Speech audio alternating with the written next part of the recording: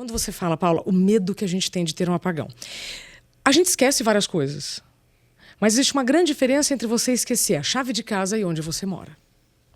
Existe uma grande diferença você estar bem de saúde, não estar dopada de remédio e não lembrar uma palavra. Ou tentar buscar uma palavra lá atrás do nome de uma pessoa. Então, imagina que nós que lidamos com informação, o nosso banco aqui de dados, ele é muito vasto, o nosso repertório é muito grande. E eu converso muito com uma neuro. E às vezes eu falo assim, doutora, tô tendo uns esquecimentos. Ela fala assim, Isabela, você lembrou de 200 mil palavras. Esqueceu uma, isso não é um problema. A gente tem que aplaudir as 200 mil que você lembrou. E a gente se apega a essa que a gente esqueceu. Exato. Mas no meu caso, e no caso de milhares de pessoas, quando você tem uma sequência de sinais e sintomas no seu corpo e aí esquece onde você mora, aí sim nós temos um problema. Fez sentido até aqui? Sim. Então, no dia 14 de agosto de 2018, quando eu tive meu apagão, eu estava fazendo a previsão do tempo e passando pelas capitais.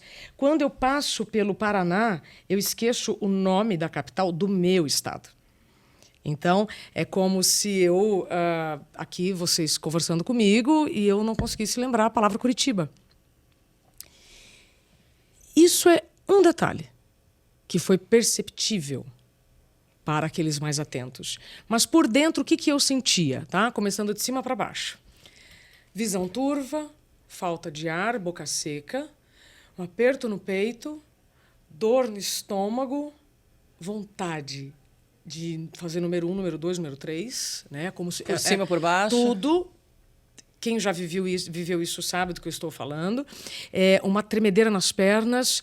Tem uma frase que os mineiros gostam de dizer, que é assim, onde eu tô, quem eu sou, para onde eu vou. Né?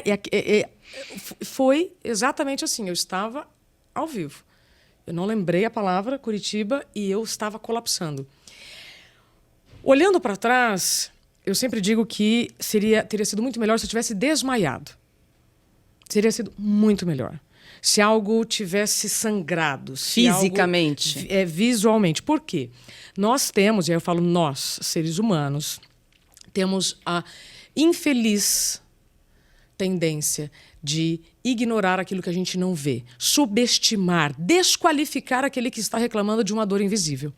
Né? Então, por exemplo, nós mulheres que lidamos com tensão pré-menstrual, que é um problema de saúde. Se você está com uma cólica que não te permite ficar com a coluna ereta, alguém pode dizer assim, que frescura, não consegue trabalhar. Ou uma enxaqueca. Ou um problema na coluna, né? Problemas ortopédicos. Então, nós temos, infelizmente, a tendência de desqualificar aquele que está reclamando de uma dor que eu não vejo. Ontem mesmo entrevistei uma especialista em zumbido que me procurou para a gente associar a hipersensibilidade do ouvido ao burnout, a professora da USP. E ela me disse, Isabela, a hipersensibilidade também é um sinal do estresse crônico. Por quê? O excesso de estresse vai afetar o órgão mais vulnerável de cada um.